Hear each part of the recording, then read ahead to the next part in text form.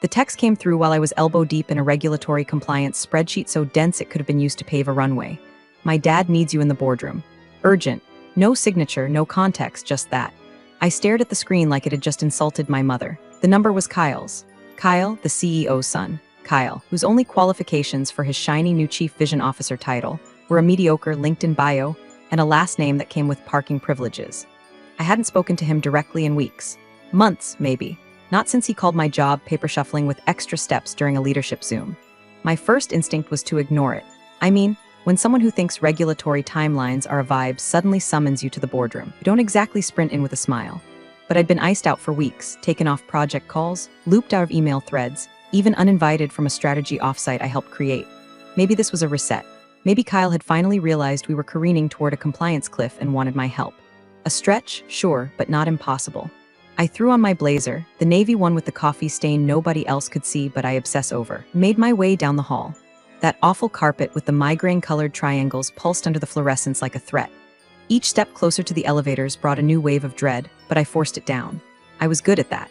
8 years in regulatory strategy at a biotech company that treated deadlines like optional reading, you learn to mute your internal alarm bells. Hey, quick pause before I keep going. If you're into stories where the quiet one in the office turns out to be holding the detonator, go ahead and tap that subscribe button and hit like.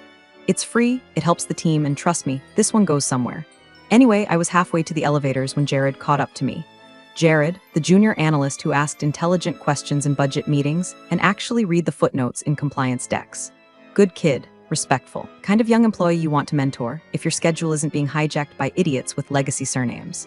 He grabbed my elbow, gently but firmly. Don't go in, he whispered. I blinked at him. What? Don't go to the boardroom, he said again, this time scanning the hallway like he'd just shoplifted insulin. There's a draft presentation already loaded. Your name's all over the risk report. What risk report? They're saying you authorized a trial deviation. He said, big one, non-compliant protocol. It's in the pre-read. You didn't write? My mouth opened, but no words came out. Trial deviation? I hadn't signed anything in weeks. Not since Kyle's team streamlined access privileges by locking me out of our own audit logs. They're saying it's your call, Jared said, voice barely audible, and that you left it undocumented. My stomach dropped so fast I think it took my kidneys with it. I backed away from the elevator button, blinking like I'd just stepped into a migraine.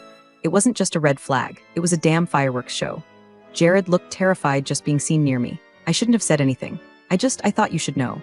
He turned and vanished down the side hallway, head low, like a spy slipping away from a dead drop. I stood there alone, hearing only the ding of an arriving elevator and the dull roar of my pulse. The urge to march into that boardroom and demand answers wrestled with something deeper, colder. A voice that said, if this is what I think it is, you're not walking into a conversation. You're walking into a noose. I left the building. Didn't even go back to my desk. Didn't grab my coat. Just turned around, walked out the sliding glass doors of Ethon Biotech for what would turn out to be the last time, and drove home with my hands shaking so badly I almost rear-ended a school bus. I didn't cry. Not yet. That came later. Right now, I had bigger problems. Because if they were trying to pin that breach on me, then someone had forged approvals with my name, which meant someone had hacked the system, twisted the records, and picked me as their fall girl. And they were about to find out I'd left a paper trail of my own. I didn't even shut the car door all the way when I started digging. My laptop was still connected to the guest Wi-Fi I'd leached from the cafe across the street months ago, bless their unsecured network and my paranoid habits. The moment I opened Outlook, it was like stepping into a minefield I hadn't realized I'd planted myself. Meeting invites I hadn't seen. Attachments I'd never opened. Threads with my name CC'd in, but always too late to reply. Always after the decisions had already been finalized. The deck was right there, labeled innocuously as Quarterly Audit Risk Review. Harmless enough. I opened it, half expecting a sanitized fluff piece full of pie charts. Instead, slide 4 hit me like a crowbar to the chest. Compliance gap, Protocol 7.2 authorization risk level, critical. Signed by K. Densmore, CMO office, my name. My full damn name. On a trial deviation I didn't authorize, attached to a protocol I hadn't even seen since April.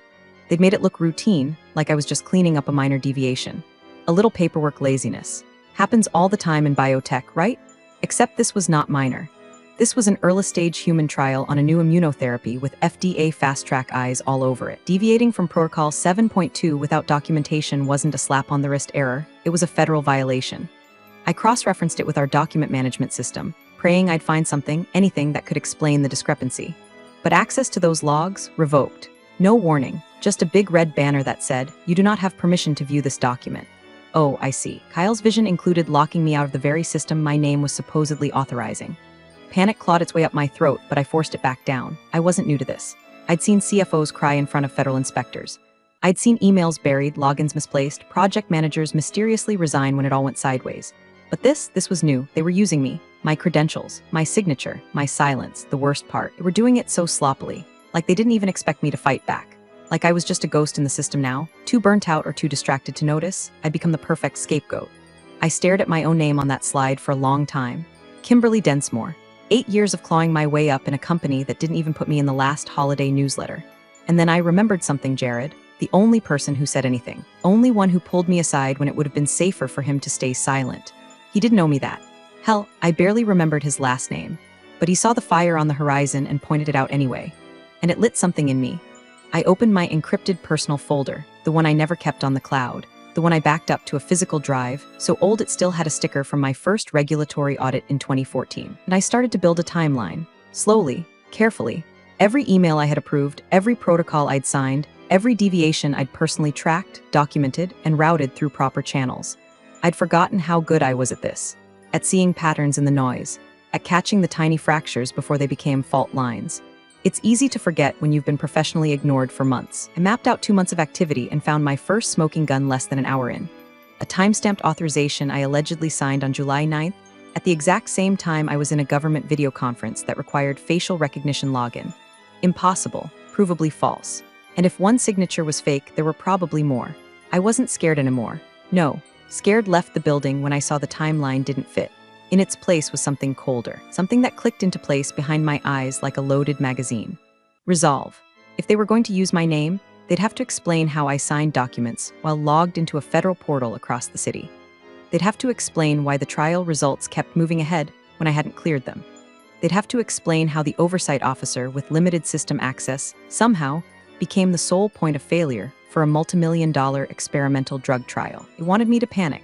Instead, I poured a cup of coffee, sat down in my kitchen with the blinds drawn, and started printing out every breadcrumb I could still trace. They picked the wrong paper pusher to frame. By the time I got home, the adrenaline had worn off, and that hollow, metallic dread had taken its place, the kind that makes your fingertips go cold even when the air isn't. I didn't bother turning on the lights. I went straight to my home office, still half decorated from when I thought working remotely would be temporary. The plant was dead, the printer out of paper, but my old hard drives, still humming in the drawer where I kept them, labeled with masking tape like war relics. Q1 audits, trial backups, FDA submission 2023. I powered up my laptop and started pulling records. My private archives were old school, manual exports I'd done for redundancy, which basically meant because I don't trust our IT team to tell the truth. I opened my Outlook folder first, calendar invites, confirmation emails, document submissions. I began lining them up chronologically, every decision, every sign-off, every late-night approval I'd given in the last 6 months. It was tedious, but methodical work has always been my panic medicine. You can't drown in fear if your brain's busy cross-referencing timestamps. The first irregularity showed up faster than I expected. A document supposedly signed by me, Protocol 7.2 Amendment Authorization, dated May 14th. I remembered that day vividly.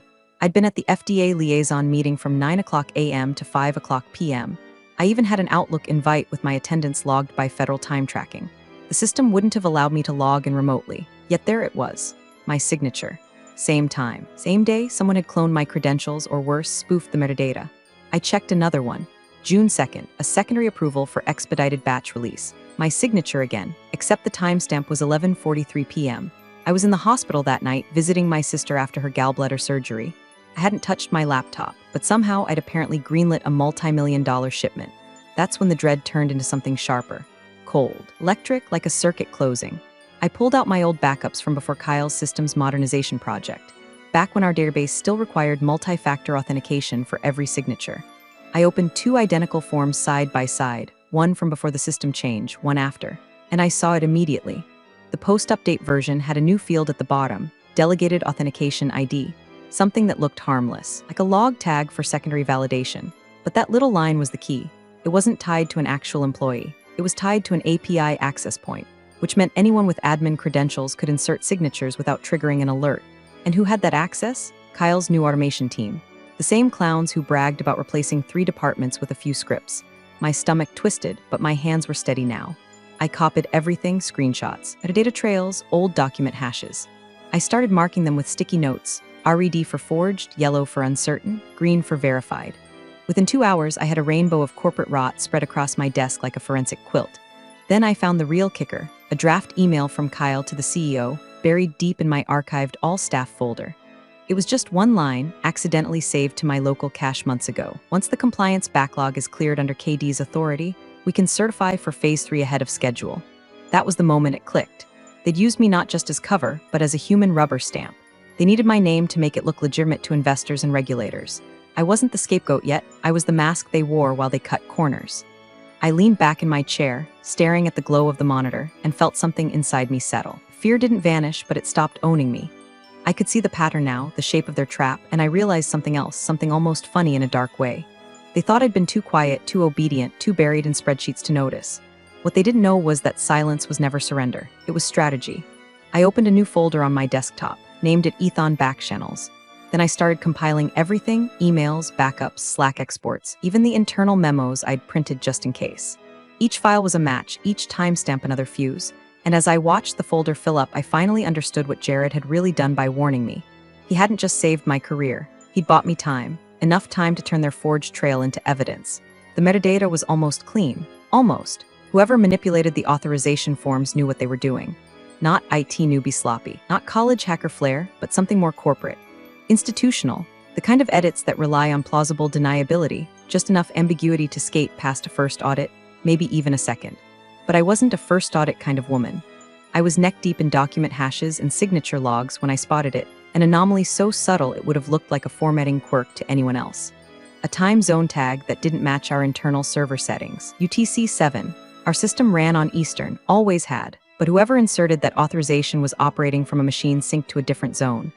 I cross-referenced the activity log. 4 instances, same offset, all occurred between midnight and 3 a.m. Eastern. All tagged with the same internal credential string, sysdeleg auth alpha. It wasn't me. It wasn't even a person. It was a subroutine, a script. That's when I opened the internal system update memo Kyle's automation team had pushed 6 months earlier, back when they'd assured leadership that all compliance processes would be streamlined for efficiency. The memo included a buried footnote I hadn't paid attention to at the time. Delegation functions now permitted via authenticated API with elevated privileges under Executive Compliance Profile. That was my profile, my digital identity. I'd wired it straight into the automation flow so they could run approvals through my name, no password needed, no multi-factor, no oversight. They didn't just steal my authority. They built a machine to impersonate it. My chest tightened not with fear but with something colder, denser, the kind of pressure that feels like silence sharpening into a blade. I backed up every trace, every log with the API key, every mismatched time zone. I printed copies, labeled folders. I made USB duplicates, encrypted and stored on 2 separate drives. But the worst piece, the one that turned my stomach, was the Slack thread. I'd exported it months ago, before Kyle's team had migrated everything to their internal comms platform. It had ended up in a zipped folder I'd stashed in my downloads and forgotten. The file was called SLK Ops Q2 Legacy. Inside was a conversation between Kyle, a systems engineer named Max, and one of the compliance interns whose name I hadn't heard in months, Janessa, I think. Max, can we delegate override auth on the trial protocols? KD's backlog is a mile long. Kyle, if we run it through her profile with elevated trust, it shouldn't flag.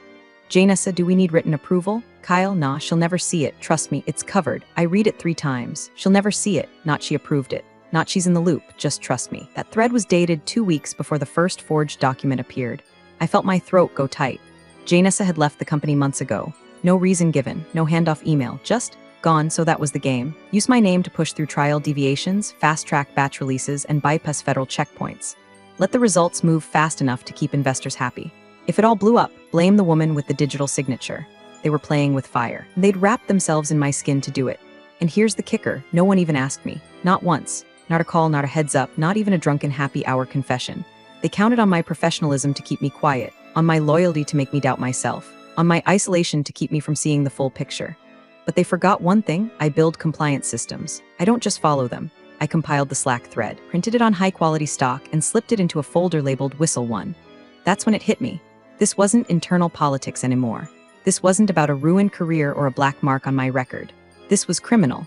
Forged trial documents, manipulated metadata, API-based impersonation of an oversight officer, all tied to a live experimental immunotherapy trial with federal oversight. If this went public, it wasn't just jobs on the line, it was indictments. And somehow in the middle of all that, I felt calm, not relieved, not safe, but ready. They thought my silence was weakness. It wasn't. It was the sound of me loading the gun. It had been a Tuesday when I filed the disclosure. I remember because the office was unusually quiet, Kyle's team had all gone off-site for one of their blue sky vision retreats, which was code for bottomless mimosas and a whiteboard of buzzwords they'd later staple to someone else's work. I was alone in the compliance suite, a ghost with a badge and a laptop, watching as the new automation protocols wormed their way deeper into the systems I used to own. They'd pushed the update live without a review. No version control, no rollback protocol, no audit trail for the new delegation logic. I flagged it internally. Twice. The tickets disappeared, closed as redundant, non-blocking, or my personal favorite, Kim's just being cautious. Yeah, I was, damn right I was. But even then I hadn't thought fraud, not yet. I just knew something smelled off, like when you open the fridge and nothing looks wrong, but the milk has a whiff of regret. I'd been in this game long enough to know what early-stage rot feels like, and whatever they jammed into our compliance pipeline didn't pass the sniff test. So, I did what no one expected me to do. I went around them. I used my personal credentials, not my Ethon ID. I logged into the federal portal from my home network, late at night, in sweatpants and fury. The Office of Scientific Integrity had a secure disclosure intake, rarely used, mostly for researchers flagging falsified data or grant abuse. I'd only ever seen it referenced once, back when we were onboarding for a Phase Roman 2 with European partners. I uploaded the system logs before the update, screenshots of the protocol changes, a summary of the delegated override functions. I didn't accuse anyone by name. I didn't need to. I framed it as a systemic concern, a significant deviation from standard digital oversight safeguards. I closed the file, encrypted the receipt, and emailed a copy to myself from a burner account. Then I deleted the email, cleared my browser cache, and stored the disclosure certificate on a USB drive labeled recipes. It wasn't courage. Not then. It was self-preservation disguised as paranoia. I had no idea how deep it would go. I just knew I couldn't trust the systems anymore, and I couldn't trust the people running them. I never heard back. Not a ping, not a confirmation beyond the auto receipt. For months, I assumed the report had vanished into the bureaucratic void, where well-meaning whistleblowers go to die. But now, sifting through forged approvals and Slack threads with my name on them like a posthumous signature, I realized that night had been more than defensive. It had been preemptive. They thought they'd built the perfect fall girl narrative. A mid-level compliance officer, slowly phased out, whose name just happened to be on all the wrong documents at all the wrong times. What they didn't know, what Kyle never even thought to ask, was that I'd already lit the fuse. My sealed disclosure was time-stamped, signed, and logged with federal authentication. Anything done in my name after that filing would be cross-referenced against a report I submitted. A report that clearly stated, the system is compromised and my credentials are no longer reliable without direct confirmation. And now, I wasn't just uncovering fraud, I was proving premeditation. I pulled the USB from my desk drawer and inserted it slowly, like a sacred key. The file opened instantly. Discal Seal OSI 239KD PDF, date, April 11, time, 2247 EST, filed by Kimberly Densmore, subject. Systemic irregularities in compliance automation protocols, request for confidential review. I leaned back in my chair and stared at the screen. That document, that single PDF, was now my insurance policy, my firewall, and my detonator. Every crime they'd committed under my name was going to hit a wall of legal immunity I'd erected months before they even realized they needed a scapegoat. And I finally understood why I'd done it. It wasn't just instinct. It wasn't just caution. It was because I'd seen this play before. I'd watched how these stories end. For the woman in the room who raised her hand too early or too late, the one they called difficult for asking too many questions, the one who didn't smile enough while they rewrote her authority out from under her. But not this time. This time, I'd buried the fuse myself, and I wasn't planning on stopping the explosion. The first crack came in the form of a calendar update. I wasn't supposed to see it. My internal access had been temporarily restricted after I'd opted out of Kyle's third consecutive vision alignment sync. But I still had a shared access link to the Executive Ops calendar, tucked inside an old onboarding packet from the days when people still looped me into things. It blinked onto my screen while I was cross-referencing another forged protocol. GC exit interview confidential 9:00 a.m. General Counsel. Gone. No warning. No announcement. 1 minute she was posting conference selfies in branded lanyards. The next she was being escorted out under a confidentiality flag. I stared at it for a full minute. The woman had weathered 3 CEOs, 2 acquisitions, and 1 very public HR meltdown. She didn't leave. She survived, unless the water had finally risen above her head. I toggled over to my bookmarks and refreshed Ethon's investor relations page. The Q&A scheduled for Thursday? Cancelled. Not postponed, not rescheduled. Just gone, quietly erased like a crime scene scrubbed before the cops arrive. That's when the Slack pings started coming in. Not to me, of course, I was still locked out, but through the private account of a friend in regulatory affairs. He screen capped and sent them from his personal phone with the kind of guilty haste that told me he didn't want to know more. Screenshots of project leads whispering about external inquiries, finance leads requesting documentation logs, and someone from clinical ops asking flat out, "Are we under investigation?" There it was, the ripple. The moment the water started churning before the shark breaks the surface.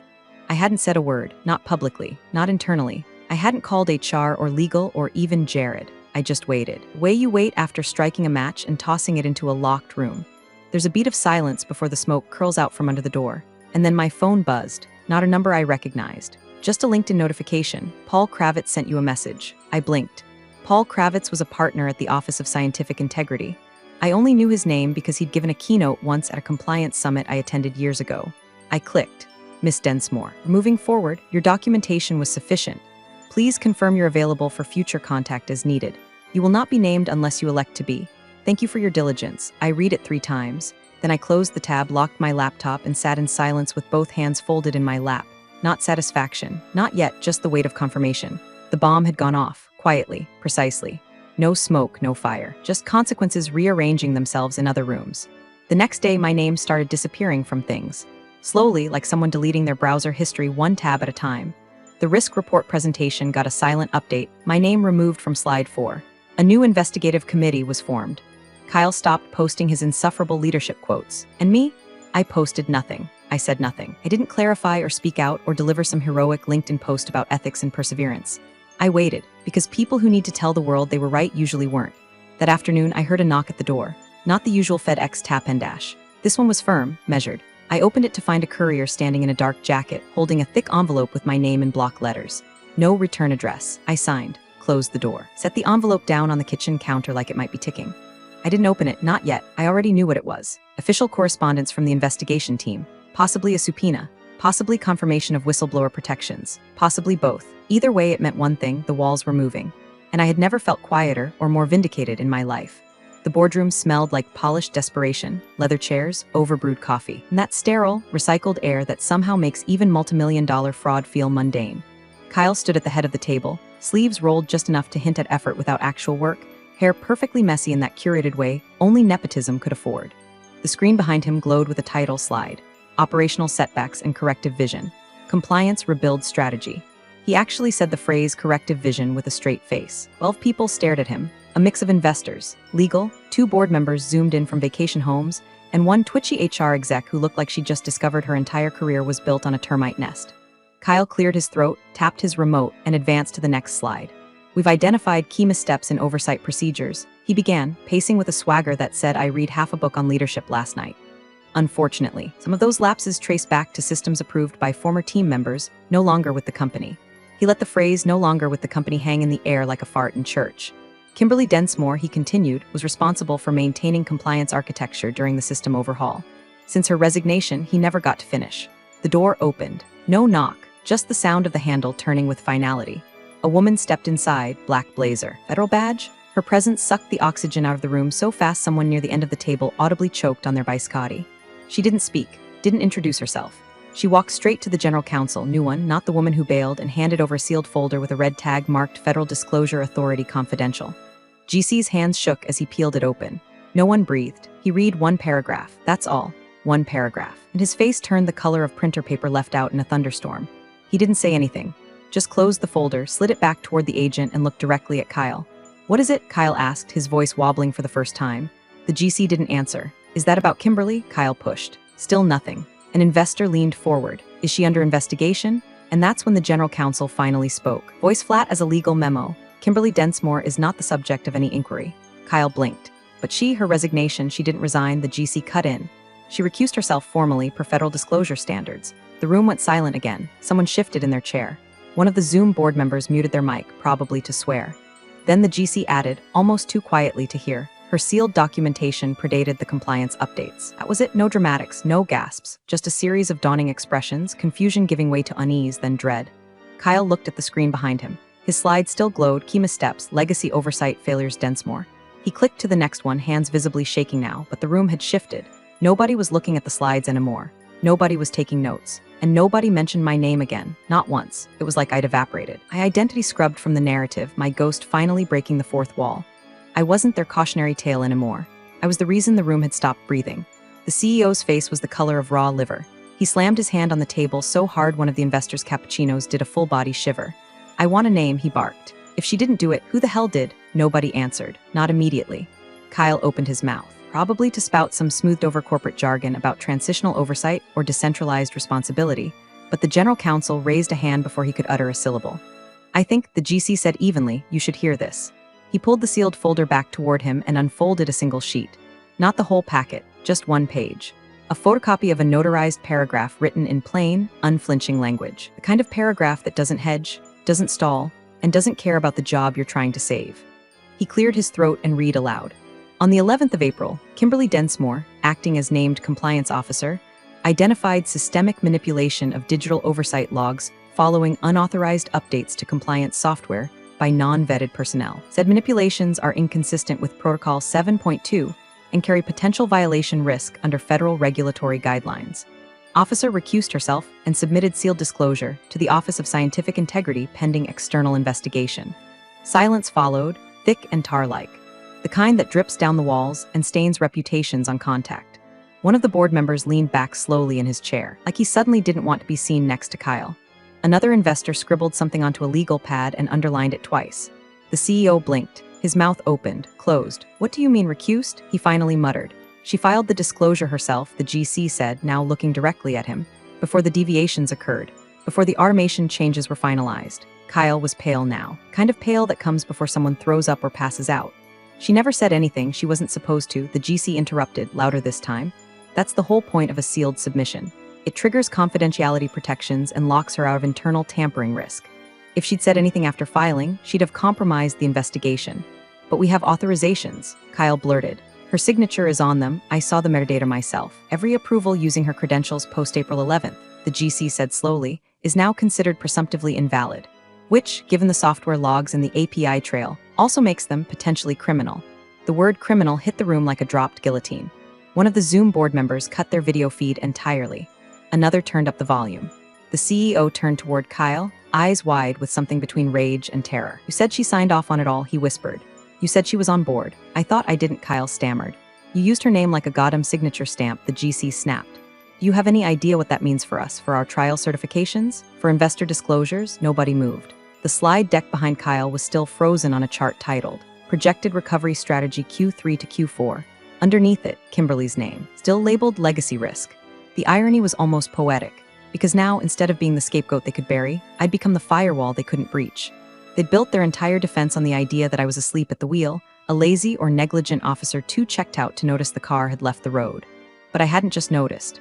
I'd filed the damn traffic report, and now that disclosure, my quiet, time-stamped, federally sealed memo, was their undoing. Everything authorized in my name since April 11th wasn't just tainted, it was inadmissible, null, a paper ghost dragging chains through every department that had relied on it. The company would need to recertify every decision, revalidate every trial submission, re-audit every log. I wasn't the weak link. I was the tripwire. And they'd march straight over it in designer loafers and inherited job titles, never once thinking to ask who laid the wire in the first place. The headline was buried, 4 paragraphs down in a sanitized press release, but I saw it. Chief Vision Officer Kyle R. has been removed pending an ongoing federal inquiry into Ethon Biotech's compliance practices. The board declined to comment further. Just like that, removed. Not fired, not disgraced, removed like an appendix or a particularly stupid mole. No name, no photograph. Just a footnote in a crisis management operation trying desperately to make it sound like the company sneezed, not imploded. I scrolled further. No mention of me directly until paragraph 7. A regulatory strategist's sealed disclosure earlier this year triggered the current investigation, preserving trial integrity and protecting future FDA partnerships. That was me. The nameless strategist, the ghost in the machine. Woman they tried to turn into a scapegoat, who instead became the one clean signature left standing. I closed the article, leaned back in the chair on my back porch, and took a sip of tea, mint, fresh from the little potted bush I'd bought months ago and never had time to prune. Now it was wild and fragrant, stubbornly thriving in spite of my neglect. It was late afternoon. The sun filtered through the branches overhead, casting soft shadows across the garden stones. Neighborhood was quiet, kids in school, dogs dozing behind fences. I should have felt something bigger, triumph, rage, vindication burning like a bonfire. But what I felt was stillness, because I knew and now they knew. The CEO stepped down 2 weeks after Kyle was ousted, claimed health reasons, but everyone saw the writing on the SEC filings. The board promised a restructuring plan, new compliance hires, outside counsel reviews, the usual theater. Jared texted me the day the press release dropped. "You saved us all, I mean that." I stared at it for a long time. I didn't reply right away, not because I didn't believe him, but because I knew he was the one who started this, really. A hallway warning, whispered just in time from someone who could have stayed quiet. That's how systems fall apart or hold together, not in the boardrooms. In the moments when someone decides not to look away. Later that evening, I opened my laptop, just out of habit, checked email. 2 new messages, both flagged priority. One from a mid-sized biotech firm based in Denver, the other from a regulatory consultancy in DC. Both had read the press release. Both wanted to talk. Each subject line said roughly the same thing: we read everything. And I knew they meant it. They didn't just want my name. They wanted the foresight, the fireproofing, the unsexy vigilance that kept trials from going off the rails. The stuff they never saw coming until it saved them. I didn't reply right away. I closed the laptop, set it aside, and listened to the wind in the trees. The birds weren't singing. Just the breeze, rustling leaves, and the faint buzz of a neighbor's mower a few houses down. I took another sip of tea and watched the steam curl upward. You needed me in the boardroom, Kyle. You just didn't know why. Appreciate you sticking around, you legends of the break room. Subscribe for more chaos. Let's make your old manager spill their coffee in fear.